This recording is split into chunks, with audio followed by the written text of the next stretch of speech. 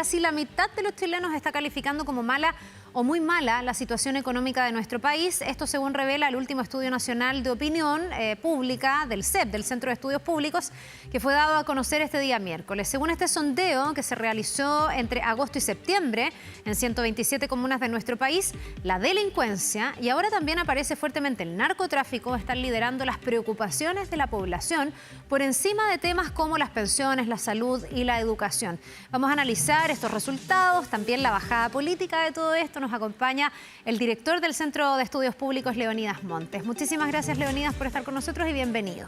Muchas gracias a ustedes por la invitación, Carlos. Le propongo que vayamos primero como a lo social, a cómo la ciudadanía está mirando ciertas cosas y después nos descolgamos, que siempre es sabroso, los políticos mejor evaluados y lo que está percibiendo la CEP en esa materia. Y quiero partir por lo que enunciábamos ahí. Uno podría decir que es una encuesta pesimista cuando uno ve que hay mucha preocupación por el estado de la economía y por temáticas que son muy complejas, como la delincuencia o el narcotráfico.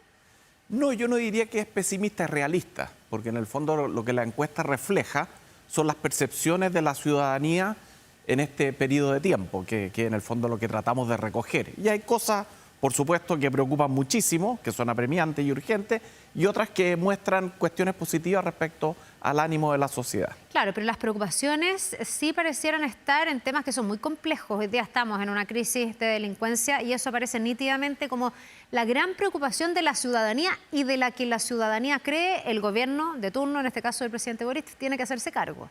Bueno, por cierto, yo creo que esta encuesta, el gran tema es la seguridad. Todo lo otro queda relegado, por así decirlo, y cómo se disparan las cifras en términos de lo que es hoy día el narcotráfico y la violencia es realmente sorprendente. Yo creo que es la gran lección que nos deja es que esto ya, en cierta medida, desplaza todas las preocupaciones, los derechos, las obligaciones, lo que es vivienda, salud. Hoy día lo importante es la violencia, lo importante es el narcotráfico y eso queda manifestado de manera nítida. La seguridad de las personas es lo que hoy día marca la pauta. Me imagino que no es que lo otro no sea una preocupación, porque está dentro de los primeros temas, pero arrasa, por así decirlo, esa es la palabra, la preocupación por la delincuencia. Y ahora el narcotráfico entiendo que tiene una subida importante. Ustedes, bueno, van teniendo una vara de comparación bien relevante de estudio a estudio.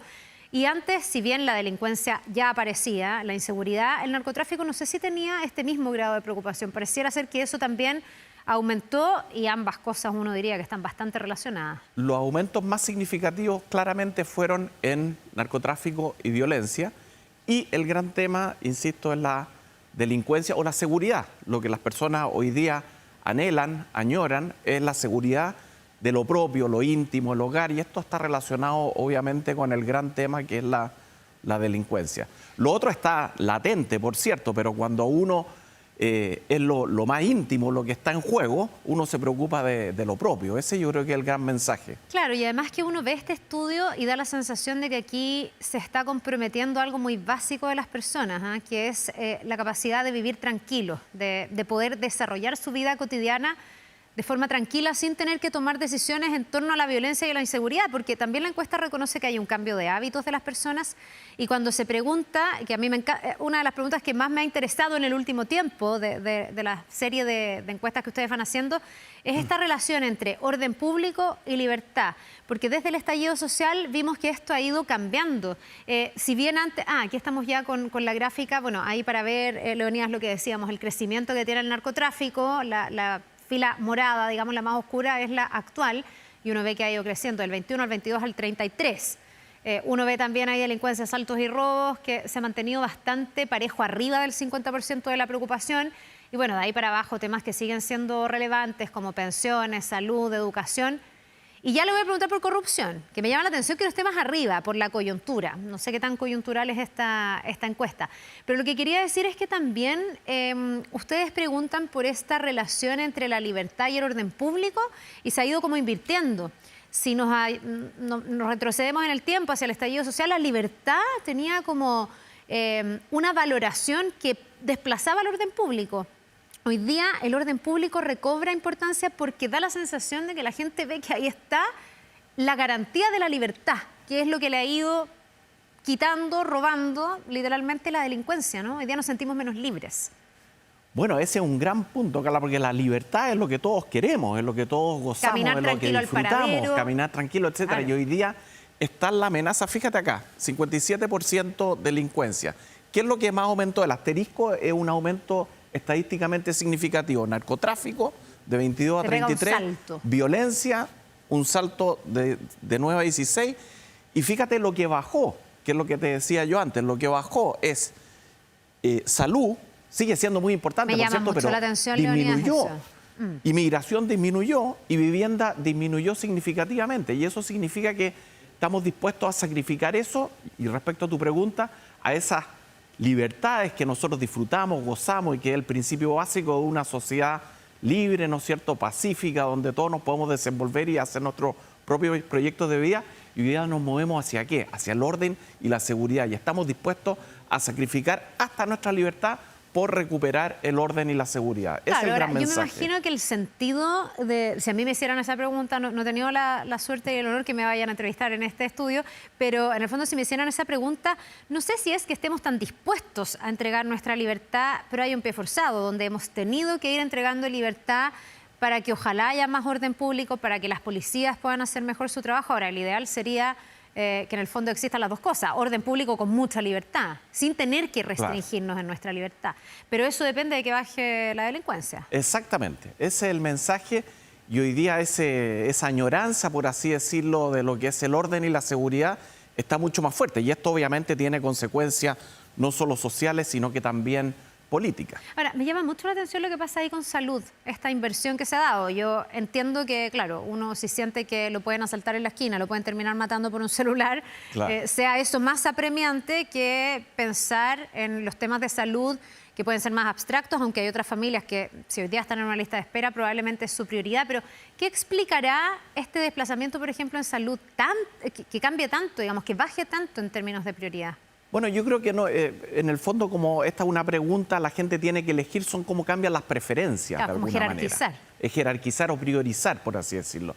Entonces, en ese sentido, los derechos básicos, que son la vivienda, la salud, la educación, siguen siendo muy importantes en términos absolutos, pero cuando ya enfrentamos esta amenaza de la seguridad, tendemos a priorizar o a manifestar nuestras preferencias por sostener de alguna manera lo más básico, que es la seguridad. Leonidas, estamos a punto de vivir un nuevo aniversario, una nueva conmemoración del 18 de octubre, el estallido social. Ha ido cambiando la mirada de los chilenos en torno al estallido social. Ustedes también han hecho esta pregunta, si el estallido fue bueno, si fue malo, si la gente apoyó o no en su momento las movilizaciones. Y vamos a ver ahí lo que hoy día están diciendo y que nos da cuenta también de cómo se ha ido profundizando una mirada más bien crítica hacia el estallido social. Porque hoy día tenemos más del 50% de las personas encuestadas que dice que esto fue malo o muy malo para el país. ¿Esto ha ido cambiando? O sea, cuando ustedes preguntaban esto, el 2020, el 2021, ¿había una mejor impresión del estallido social que lo que hay hoy? Sí, bueno, por cierto, y eso refleja un poco, y estas preguntas las hicimos tratando, la gracia de la encuesta nuestra es que va viendo en el tiempo cómo cambian las percepciones. Claro. Y hay preguntas de religión muy interesantes que nos permite comparar cómo estamos hoy día los chilenos respecto a la religión, al aborto, a la eutanasia, etcétera, una serie de temas. Y esto en particular nos interesaba porque después de 5 años era interesante tener una mirada respecto al pulso de la sociedad de los chilenos respecto al estallido, y acá se manifiesta que, como tú dices, la mitad considera que eso fue al final muy malo para el país, y yo coincido con ese análisis. Y lo interesante es que esto se ha movido, como dices tú, porque antes teníamos más esperanza respecto a lo que fue el estallido, las manifestaciones, y eso de alguna manera hay otra pregunta que refleja ese cambio de percepción que es bien notable. Díganos cuál, porque la buscamos mientras La otra pregunta habla como respecto a las manifestaciones, si usted las apoyó. Eso, sí, yo quería ir a ese punto. Porque ahí también ha habido un cambio. Si uno preguntaba esto, el 2020, el 2021, más gente decía que en su momento había apoyado las manifestaciones, que miraba con mejores ojos las movilizaciones, pero ahora más gente dice que no apoyaba las movilizaciones. Ahora, no sé, ahí puede haber un cambio de postura respecto de lo que en el momento es políticamente correcto o incorrecto, porque en ese momento también estar con la movilización era como una corriente que tomó mucha fuerza, si no era como un poquitito mal mirado el no estar. En el fondo, como llevarlo a una lógica un poco extrema, decir, entonces tú no estás con las demandas fueron tan variadas y el estallido social probablemente es tan complejo que es más profundo que yo quiero movilización o no quiero movilización. Esto ha tenido consecuencias. Tengo la impresión de que a 5 años hoy día estamos viendo más Ahí está, claro. la mirada desde las consecuencias o del resultado que tuvo esto, ¿no?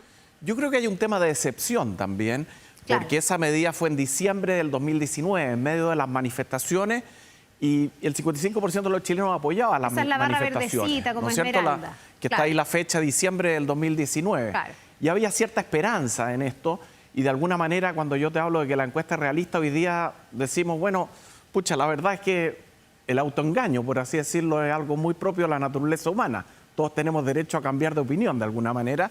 Y acá lo que sucedió es que vimos el resultado de lo que pasó durante todo ese periodo, vimos todas esas promesas y hoy día, con una mirada mucho más fría, realista y distante, decimos, oye, en realidad esto... Y tuvimos 2 fracasos constitucionales, o sea, en realidad fue un periodo bien aciago. Ya, y además de eso, de que a lo mejor el tiempo da cierta perspectiva, también se preguntó por las lecciones que dejó todo esto, ¿qué sacamos en limpio? Y ahí también es como un poquitito decepcionante en el sentido de que lo que se idealizó dentro de ese contexto, no sé si se ha cumplido en términos de mejorar la calidad de vida de las personas, porque lo veíamos en las instancias anteriores. La gente sí siente que esto es inseguro, que ha perdido libertad, no sé si necesariamente por el estallido, pero no se consiguió. Pero sí me llamó la atención y me parece bueno de la encuesta que la gente sí dice que una de las lecciones es que la violencia no es un buen método. Exacto. Ya, y eso yo no sé si se preguntó antes, si esa conclusión está hoy día más sólida después de 5 años o rápidamente la gente se dio cuenta de que la violencia no debiese tener lugar. Yo creo que de alguna manera lo que sucedió es que sufrimos y vivimos las consecuencias de la violencia.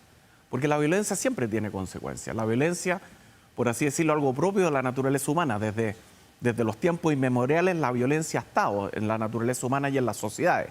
Y por eso el mundo moderno ha logrado de alguna manera llevarnos a lo que es una sociedad libre en paz. Es el gran logro que han tenido los tiempos modernos. Antes eso no existía, ¿ya? Vivíamos de la violencia, la vida no tenía el valor que tiene hoy y la libertad tampoco, porque éramos de alguna manera esclavos o estábamos sujetos al arbitrio de algún rey, tirano, etcétera. Entonces, yo creo que eso es lo que se ha valorado hoy, en la seguridad y también se manifiesta en la economía, ¿no es cierto?, en la decepción respecto a la economía y de alguna manera un deseo de que hoy día volvamos a crecer económicamente. Yo creo que ese impulso está.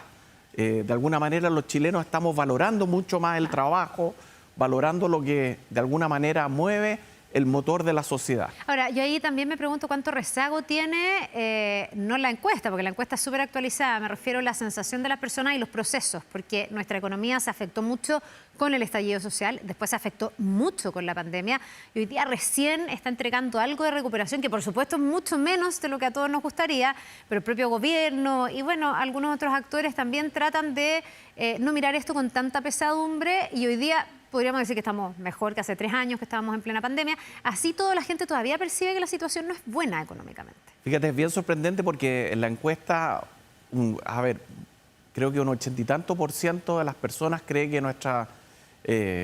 la economía está en decadencia, usan esa palabra, o estancada. Claro. Y eso es un reflejo de la realidad, porque hoy día Chile está creciendo a un 2,5%, es el crecimiento económico que probablemente vamos a tener este año, y nosotros estuvimos durante mucho tiempo acostumbrados a crecer a tasas del 5, etcétera, y eso de alguna manera se ha ido alejando de nuestra realidad. Nosotros solíamos ser los líderes de Latinoamérica en términos de crecimiento económico y de progreso, porque esto también va acompañado de cuestiones valóricas, de cultura, etcétera, y hoy día vemos que estamos estancados y esa realidad se percibe. Pero por otro lado, lo que vimos en esta encuesta, que yo creo que da una cuota de optimismo, es que hay un impulso en que la gente está valorando muy satisfecha con su vida propia, muy satisfecha con su trabajo, con su familia, con lo propio. Perdón, entiendo que esa diferencia se ha dado sistemáticamente, ¿no? Sí. Que cuando uno pregunta por el Estado-país como lo macro, siempre la mirada es un poquitito menos optimista que respecto de su propia situación. Exactamente, ¿no? la propia situación siempre es mejor que la de la sociedad, la del país o la de los demás. Siempre me ha llamado la atención Eso es optimismo. Pero ¿qué será optimismo. que colectivamente somos más pesimistas? Bueno, yo creo que ahí también hay un montón de cosas que habría que entrar a analizar más en profundidad aún. Claro. Que en el fondo aquí habría que llamar a sociólogos que nos expliquen eso. Aquí estamos con precisamente la mirada sobre el desempeño económico y las 3 líneas ahí que ustedes están viendo. La amarilla, que es la que está hoy día más arriba, que es que está estancada, 55%. Después la roja, que es en decadencia, un 29%. Y solo un 15% cree que estamos progresando. Ahí hay claro, como y esta es una serie también de tiempo, Carla, si te fijas, sí. Siempre hemos pensado que está estancada. Si lo ves con Bachelet, mira el promedio de Bachelet. Pero lo que es bien significativo es que en decadencia, fíjate que con Bachelet 1, ¿cómo estaba decadencia? Piñera 1, Bachelet 2, Piñera 2, y el promedio ahora es mucho más alto en decadencia. Entonces hay un sentimiento de que el país va Ahora, hay hacia abajo. que irse bien atrás para llegar al momento en que no se siente que la economía está estancada y se siente más que se está progresando. Es casi ahí como en la coyuntura entre Bachelet y Piñera. Exacto. El momento en que la línea verde, digamos... Piñera 1 hubo mucho optimismo. Como claro. aquí, que en el fondo la gente cree más que estamos progresando que estamos estancados, pero de ahí viene un largo estado de ánimo de estancamiento, claro. parece, ¿no? Y fíjate que puede ser simbólico esto, pero diciembre del 19 llegó un 32% en decadencia. Acá. Claro, que eso es justo durante el estallido. ¿Ya? Pero fíjate que eso se ha mantenido de alguna manera. Claro, si como tú que ves no el nos hemos promedio. recuperado todavía al parecer de ese, de ese estado de ánimo, pero también de esas cifras globales y macroeconómicas que tampoco Ahora, han esto es de entregado Chile, mejores como noticias. dices tú, es lo que piensan las personas del país. Pero de su situación, un poco más Está optimista. mucho mejor y hay mucho más optimismo en eso. Qué bueno, esa es una buena noticia. Ahora, uno se pregunta también a la luz de estas encuestas y de todo lo que ha pasado con el estallido, con la pandemia. En la pandemia también nos pusimos más ermitaños, más huraños, tal vez obligadamente. Si no nos hemos convertido en personas más desconfiadas. Hay una pregunta ahí respecto de la política también, donde a la gente se le dice, ¿usted se siente representado por tal o cual partido político? El 63% no se siente representado por ninguno de los partidos políticos. Y esto también compromete de alguna manera el rol en que ejercemos nuestra ciudadanía, ¿no? Y develará tal vez que nos está costando más creer. No sé, ahí ¿qué evolución histórica hemos ido teniendo en el último tiempo? ¿Será producto del estallido de la pandemia? ¿Será producto de los escándalos? ¿Será el desempeño de la política chilena? Esa es una gran pregunta, Carla, y tú das con el clavo, por así decirlo, porque lo que ha sucedido en el último tiempo respecto a los partidos políticos, y esto es consecuencia de la reforma electoral que se hizo, que hemos tenido una fragmentación de partidos. Sí. Hoy día tenemos 23 o 24 partidos representados y es muy difícil gobernar y es muy difícil llegar a acuerdos cuando hay tantos actores. Y hoy día, de alguna manera, muchos parlamentarios quieren tener su propio partido. Es un fenómeno que hemos vivido. O hay muchos que militan 2 días en un partido y terminan después cambiándose y uno ya no sabe lo que son. Antes teníamos 6 partidos importantes y era más fácil llegar a acuerdos en las bancadas, etcétera. Y hoy día vivimos esta realidad. Te fijas en que, fíjate lo que son las afiliaciones o la identificación con los partidos, son muy pocas. Y aproximadamente el 63% no está en ningún partido. Claro. Ahora, si tú ves cómo ha evolucionado esto, en la época de la concertación había mucha identificación con los grandes partidos, que era la Democracia Cristiana, la UDI. Y en el estallido, que es otra transparencia, se produjo y prácticamente nadie se identificaba con los partidos. Y durante el estallido, durante el octubrismo, por ahí decirlo, ahí se produjo toda esta emergencia de los colectivos, de los independientes, etcétera. De la lista del pueblo, la lista y ese del tipo pueblo, de cosas que son bien simbólicas de cómo se dijo, bueno, aquí la institucionalidad que está no es la que se requiere, se necesita que los ciudadanos emerjan. Pero es bien complejo, Leonidas, porque hasta donde uno entiende, y según toda la comparación mundial que uno pueda tener en esta materia, los partidos son los que garantizan estabilidad muchas veces a los países, y ojalá partidos fuertes, robustos, donde la gente crea, no atomizados ni tan disgregados como los tenemos hoy día. De hecho, estamos en una coyuntura donde muchos plantean una reforma al sistema político que necesitaría que los partidos sí tengan ese respaldo ciudadano. O sea, que se entienda que un partido es un ente ordenador y que le hace bien a la política. Pero aquí la gente parece que está pensando lo contrario. Claro, tienes toda la razón, Carla, porque el punto está pensando lo contrario hoy día, porque se requiere, y hay consenso político en esto, o intelectual, digamos, en el mundo académico, se requiere una reforma del sistema político. Porque si seguimos con la fragmentación de partidos, es muy difícil gobernar. No se llega a acuerdos. Han habido ya varias propuestas. El Consejo Constitucional tuvo una propuesta, la Comisión de Expertos hizo una gran propuesta para tratar de que de alguna manera volvamos a tener partidos sólidos, donde haya unidad, donde haya incentivos para cooperar y que se pueda llegar a acuerdos. La importancia de la política es fundamental. Fundamental. Es como la seguridad, por así decirlo. Sin política tampoco hay acuerdos, no hay legislaciones que favorezcan al país. Entonces, si seguimos en esta fragmentación individualista donde cada uno tira para su lado, es muy difícil que logremos tener gobernabilidad y estabilidad. Probablemente la clave de todo ese desarrollo que tuvimos en Chile tenía que ver con la política de los acuerdos que, para el estallido social, después se tendió a demonizar un poquitito, ¿eh? Como que estarán cocinas, que era una cosa un poco corrupta, y de ahí que ponerse de acuerdo hoy día para muchos es señal de ser un vendido, de transar principios, y se ha puesto todo mucho más inflexible, tal vez, lo que preocupa. Ahora, la desafectación no es solo con lo institucional, también aquí uno ve con lo coyuntural, porque tenemos elecciones que están a la vuelta de la esquina, a fin de mes, bueno, 26 y 27, y vemos que ni siquiera la mitad de las personas dicen estar muy interesadas o motivadas hoy día en lo que va a pasar con las elecciones, que además, Leonidas, son las más cercanas a las personas, porque se elige alcalde, que es como la autoridad local que la gente más identifica. Debiese haber más entusiasmo, ¿no? Mira, yo creo que esto ha sido siempre así. Ya ahí se compara el 2016 con el 24. Y si tú ves no muy interesado y nada interesado, el 2016, el 37%, hoy día hay más interés, por así decirlo. En casi 10 años hay más interés. O sea, nunca nos ha entusiasmado tanto esto en la antesala. Esto es parte de lo que es el fenómeno electoral. Lo que sí diría yo que es importante de esta encuesta es que nadie ha definido todavía su voto, y eso lo vemos en otra transparencia. Hay otra lámina que habla de la cantidad de indecisos. ¿Cuál es la cantidad de indecisos? Creo que era un 60 y tanto por ciento. Sí, yo me acuerdo que era muy alto, y uno dice... Y cuando se les pregunta también por cuál debe ser la prioridad de los alcaldes, ahí se compara también el 2016 con ahora, y salta nuevamente, ¿qué cosa? Obviamente el combate a la delincuencia. Todos quieren que se preocupen los alcaldes de la delincuencia. Paradójico, bueno, porque claro, los alcaldes tienen pocas herramientas para combatir la delincuencia. No es básicamente su primer rol, digamos, pero se les ha ido exigiendo, y los alcaldes por eso han tenido un rol cada día más activo. Y yo he escuchado en campaña hasta concejales que están prometiendo cosas en materia de seguridad cuando no tiene nada que ver ni siquiera con el rol que ellos cumplen. Ahí también hay un tema de cómo esta prioridad muy legítima de la ciudadanía se empieza a transformar igual en una herramienta de campaña. En una herramienta de campaña y en un riesgo político muy importante. Ya, ahí estamos revisando los indecisos, 53%. Esos son los que no están seguros. No sabe por quién va a votar. Claro. Y esto es preguntando por las municipalidades, exactamente, por las municipales, elecciones. Porque si preguntamos por presidenciales hoy día estamos más lejos. No, eso no sabemos ni qué va a pasar ahora, menos vamos a saber qué va a pasar en más de un año más. Pero sí ustedes preguntan algunas cosas que tienen que ver con las presidenciales y que tienen que ver con las figuras políticas mejor evaluadas.